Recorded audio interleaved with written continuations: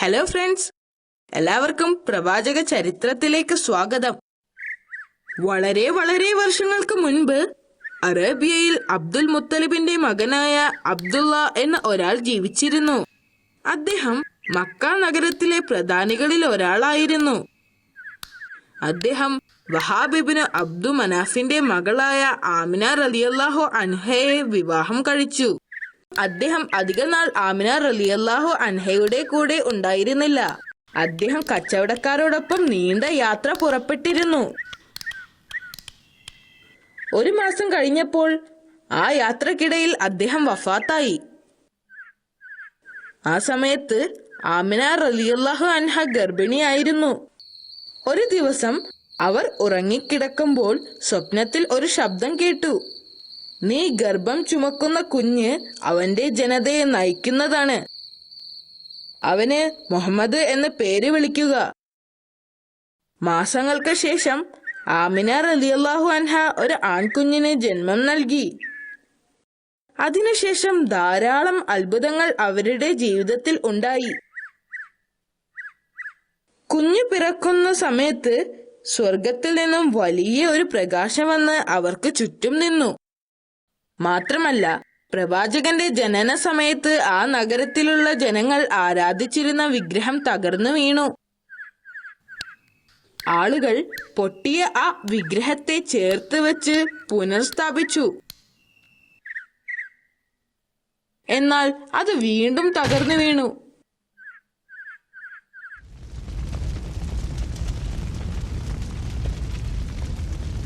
അടുത്തുള്ള സൊറാസ്ട്രിയൻ ദേവാലയത്തിൽ ആയിരക്കണക്കിന് വർഷങ്ങളായി കത്തിക്കൊണ്ടിരിക്കുന്ന തീ ചരിത്രത്തിൽ ആദ്യമായി അണഞ്ഞു. അടുത്തുള്ള കൊട്ടാരത്തിലെ 14 ഗോപുരങ്ങൾ തകർന്നു വീണ് തരിപ്പണമായി. പുഴകൾ വളരെ പെട്ടെന്ന് തന്നെ വറ്റി വരണ്ടു. എന്നാൽ വർഷങ്ങളായി ഉണങ്ങിക്കിടന്നിരുന്ന നദി നിറഞ്ഞൊഴുകി. പ്രവാചകൻ തന്റെ മാതാവിന്റെ കൂടെ കുറച്ചു വർഷം മാത്രമാണ് ജീവിച്ചത്. ആ കാലത്ത് അവിടെയുള്ള ചെറിയ ബാലന്മാരെ കുറച്ചു കാലത്തേക്ക് മരുഭൂമിയിലേക്ക് അയക്കുന്ന ഒരു രീതി ഉണ്ടായിരുന്നു. അവർ വിശ്വസിച്ചിരുന്നത് മരുഭൂമിയിലെ അന്തരീക്ഷം അവർക്ക് ആരോഗ്യം ഉണ്ടാവാനും നല്ലതിനുമായിരുന്നു എന്നാണ്. അങ്ങനെ അയക്കപ്പെടുന്ന കുട്ടികളെ ഏതെങ്കിലും സ്ത്രീ ഏറ്റെടുത്ത് വളർത്തുമായിരുന്നു. പക്ഷേ അനാഥനായ മുഹമ്മദ് നബി മുസ്തഫ സ്വല്ലല്ലാഹു അലൈഹി വസല്ലമയെ ഏറ്റെടുക്കാൻ ആരും തയ്യാറായില്ല. അവസാനം ഹലീമ എന്ന് പറയുന്ന ഒരു സ്ത്രീ പ്രവാചകനെ അവരുടെ വീട്ടിൽ കൊണ്ടുപോയി.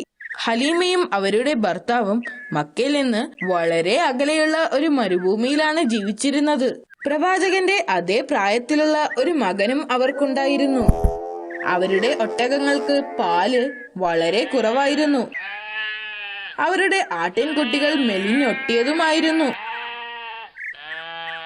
എന്നാൽ പ്രവാചകൻ മുഹമ്മദ് നബി മുസ്തഫ സ്വല്ലല്ലാഹു അലൈഹി വസല്ലമ വീട്ടിൽ എത്തിയതിനു ശേഷം അവിടെ വലിയ അത്ഭുതങ്ങൾ സംഭവിച്ചു. അള്ളാഹുവിന്റെ അനുഗ്രഹങ്ങൾ അവർക്ക് ധാരാളം ലഭിച്ചു. പാല് കുറവായിരുന്ന ഒട്ടകം ധാരാളം പാൽ നൽകി. അവരുടെ ആട്ടിൻപറ്റങ്ങൾ തടിച്ചു കൊഴുത്തു.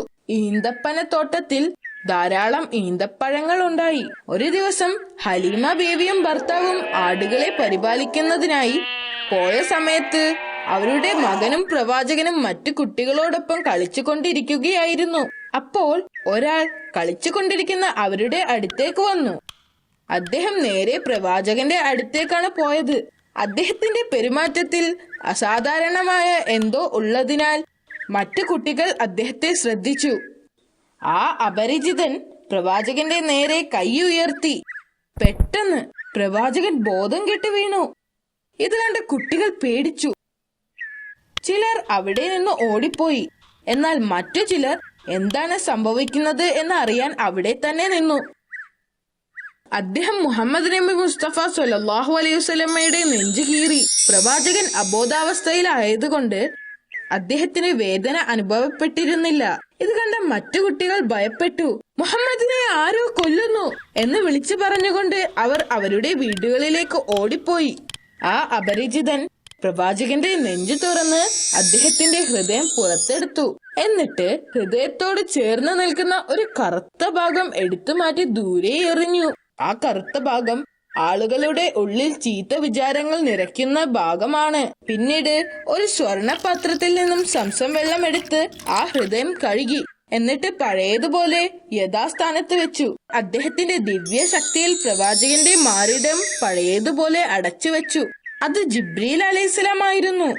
നബിക്ക് ബോധം വന്നപ്പോൾ ആ മലക്ക് അപ്രത്യക്ഷമായിരുന്നു. ഈ സംഭവത്തിന് ശേഷം ഹലീമ ബീവി മുഹമ്മദ് നബി മുസ്തഫ സല്ലല്ലാഹു അലൈഹി വസല്ലമയെ അദ്ദേഹത്തിന്റെ വീട്ടിലേക്ക് തിരിച്ചയക്കാൻ തീരുമാനിച്ചു.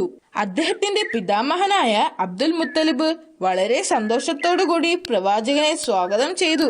അബ്ദുൽ മുത്തലിബ് കാബയുടെ അടുത്തിരിക്കുമ്പോൾ ആരെയും തന്റെ അടുത്ത് ഇരിക്കാൻ അനുവദിക്കില്ലായിരുന്നു. അദ്ദേഹം പ്രവാചകനെ വളരെയധികം സ്നേഹിച്ചിരുന്നു. അതുകൊണ്ട് തന്നെ അദ്ദേഹം പ്രവാചകനെ തന്റെ അടുത്തിരുത്തുമായിരുന്നു. പ്രവാചകന് 6 വയസ്സായപ്പോൾ അദ്ദേഹത്തിന്റെ മാതാവ് വഫാത്തായി. അതിനുശേഷം അദ്ദേഹത്തിനെ സംരക്ഷിച്ചത് പിതാമഹനായ അബ്ദുൽ മുത്തലിബ് ആയിരുന്നു. പ്രവാചകന്റെ 8ാമത്തെ വയസ്സിൽ അബ്ദുൽ മുത്തലിബ് വഫാത്തായി. എന്നാൽ അദ്ദേഹം വഫാത്താകുന്നതിനു മുൻപ് തന്നെ പ്രവാചകന്റെ സംരക്ഷണം പ്രവാചകന്റെ അമ്മാവനായ അബൂ താലിബിനെ ഏൽപ്പിച്ചിരുന്നു. അബ്ദുൽ മുത്തലിബിന്റെ മരണത്തിനു ശേഷം പ്രവാചകന്റെ സംരക്ഷണം അമ്മാവനായ അബൂ താലിബ് ഏറ്റെടുത്തു. അബൂ താലിബ് വളരെ ദരിദ്രനായ ഒരു വ്യക്തിയായിരുന്നു. എന്നിട്ടും അദ്ദേഹം മുഹമ്മദ് നബി മുസ്തഫ സല്ലല്ലാഹു അലൈഹി വസല്ലമയെ തന്റെ വീട്ടിലേക്ക് കൊണ്ടുപോയി. അദ്ദേഹത്തിന്റെ ഭാര്യ ഏറ്റവും നല്ല രീതിയിൽ അനാഥനായ പ്രവാചകനെ സംരക്ഷിച്ചു. അങ്ങനെ ആ ബാലൻ വളർന്ന് വലുതായപ്പോൾ അദ്ദേഹത്തിന്റെ പെരുമാറ്റ രീതികൾ കണ്ട് അബൂ താലിബ് ആശ്ചര്യപ്പെട്ടു. കുട്ടിയായിരിക്കുമ്പോൾ തന്നെ അദ്ദേഹം സത്യസന്ധതയ്ക്കും വിശ്വസ്തതയ്ക്കും പേര് കേട്ടിരുന്നു. ആളുകളെല്ലാം അദ്ദേഹത്തെ വളരെയധികം ബഹുമാനിക്കുകയും സ്നേഹിക്കുകയും ചെയ്തിരുന്നു. ജനങ്ങൾ അദ്ദേഹത്തെ സത്യസന്ധൻ എന്ന അർത്ഥം വരുന്ന അൽ അമീൻ എന്ന് വിളിച്ചിരുന്നു. മുഹമ്മദ് നബി മുസ്തഫ സല്ലല്ലാഹു അലൈഹി വസല്ലമ എല്ലാവരോടും വളരെ സ്നേഹത്തോടും സൗഹാർദ്ദത്തോടുമാണ് പെരുമാറിക്കൊണ്ടിരുന്നത്. അമ്മാവൻ അദ്ദേഹത്തിന് പരിശീലനം നൽകുന്നതിന് മുൻപ് തന്നെ പ്രവാചകൻ ഒരു ആട്ടിടയനായി ജോലി ചെയ്തിരുന്നു. അദ്ദേഹത്തിന്റെ ഈ ഉത്തരവാദിത്വവും സത്യസന്ധതയുമെല്ലാം വളരെ പെട്ടെന്ന് തന്നെ മക്കയിൽ അദ്ദേഹത്തെ പ്രശസ്തനാക്കി.